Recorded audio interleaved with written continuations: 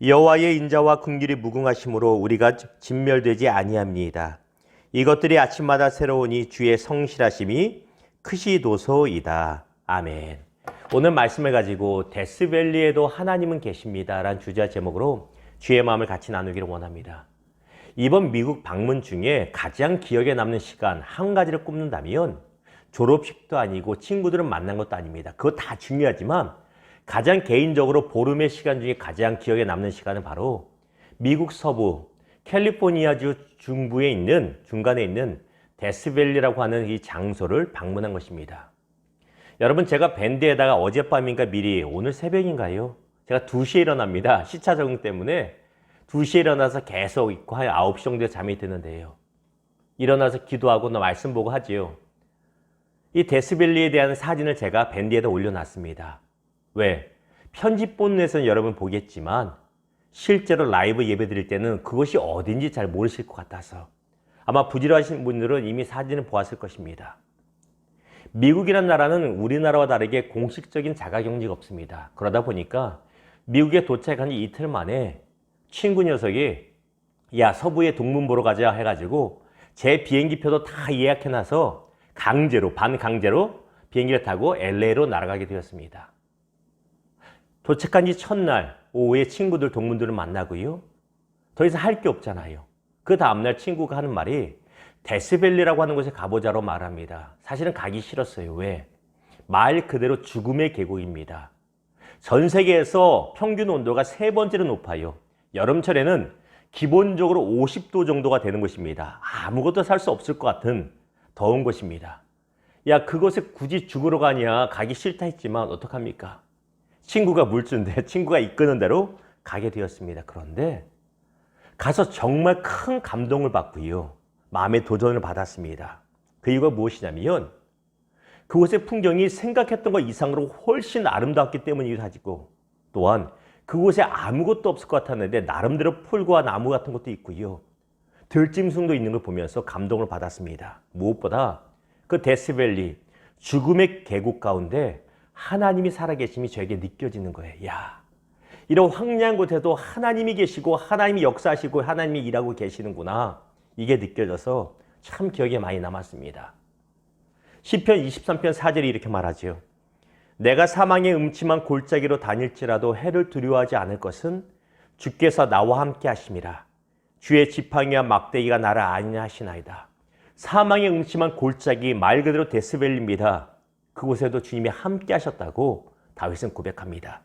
사랑하는 여러분, 우리의 인생에도 데스밸리, 죽음의 계곡 같은 어려운 시기를 지날 때가 있습니다. 그 어떤 희망도 보이지 않고 심지어 하나님이 안 계신 것 같이 느껴질 때가 있습니다. 그러나 그곳에도, 그 시간에도 하나님 아버지께서 우리와 함께 하심이 믿어지기를, 그리고 일하고 계심이 믿어지기를 주님의 이름으로 축원합니다. 자, 오늘 본문 봅니다. 오늘 본문인 예레미야 애가는 예레미야 선지자가 자신의 조국인 남유다의 멸망 직후에 무너진 예루살렘 성을 바라보면서 슬픔 가운데 지은 노래가 바로 예레미야 애가입니다. 애가, 한자로 슬픈 노래라는 의미지만 본래 히브리어 성경에 보면 에카라고 되어 있습니다. 이 애가 비슷하죠. 에카는 히브리어로 어찌하여 라는 뜻입니다.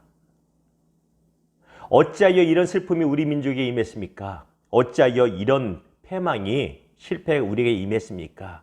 한탄하며 하나님께 부르짖는 것이 바로 예레미야 애가입니다.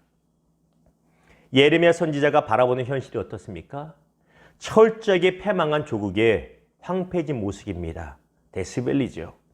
수많은 사람들이 전쟁에 져서 포로로 끌려간 눈물의 현실입니다.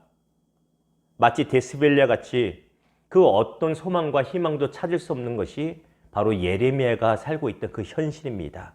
그런데 예레미야 선지자는 이 척박하고 무너진 현실의 상황 가운데서 여전히 은혜를 베풀고 계시는 하나님의 모습을 깨닫고 느꼈다는 것입니다. 22절 보십시오. 여호와의 인자와 긍휼이 무궁하심으로 우리가 진멸되지 아니함이니이다. 남유다는 하나님 향한 반복된 범죄로 인하여 그 결과 패망했지만 하나님은 자녀된 그들을 버리지 않으시고 회복의 소망을 그 땅가운데 남겨두셨다는 것을 예레미야는 깨달은 것입니다. 또한 23절 보십시오. 이것들이 아침마다 새로우니 주의 성실이 크시도소이다.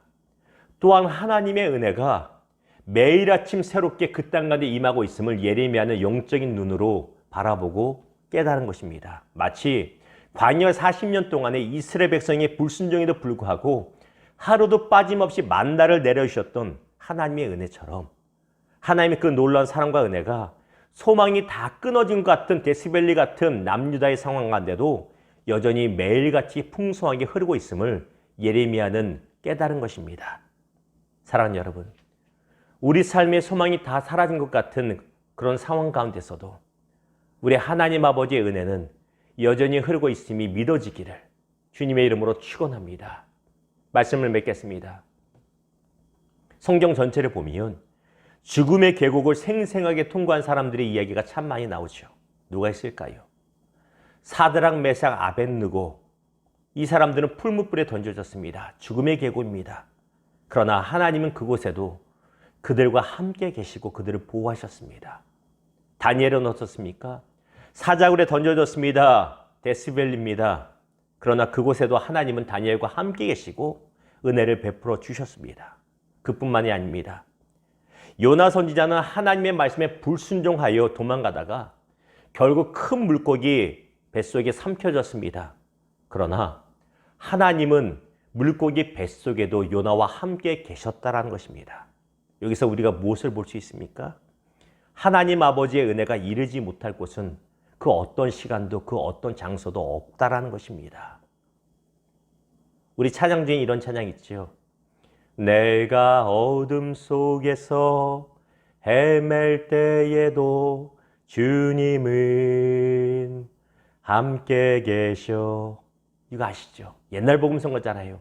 내가 어둠 속에서 헤맬 때, 죄 가운데 방황할 때도 주님은 나와 함께 계시고, 내가 시험 당하여 괴로움 때에도 주님은 나와 함께 하시죠. 그래서 기뻐 찬양하네 할렐루야 부르면서 마지막에 어떻게 돼요?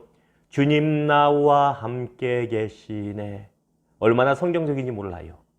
내가 어둠 속에 있을지라도, 내가 어떤 상황 가운데 있을지라도, 어떤 사망의 음침한 골짜기에 있을지라도 주님의 은혜가 미치지 못할 곳은 없다라는 사실입니다. 이사야 43장 19절이 말합니다. 보라, 내가 새 일을 행하리니 이제 나타낼 것이라. 너희가 그것을 알지 못하겠느냐? 반드시 내가 광야의 길을, 사막의 강을 내리니. 데스밸리 같은 죽음의 땅 같은 곳에도 하나님이 강을 내시고 길을 내시겠다고 믿으라고 말씀하십니다.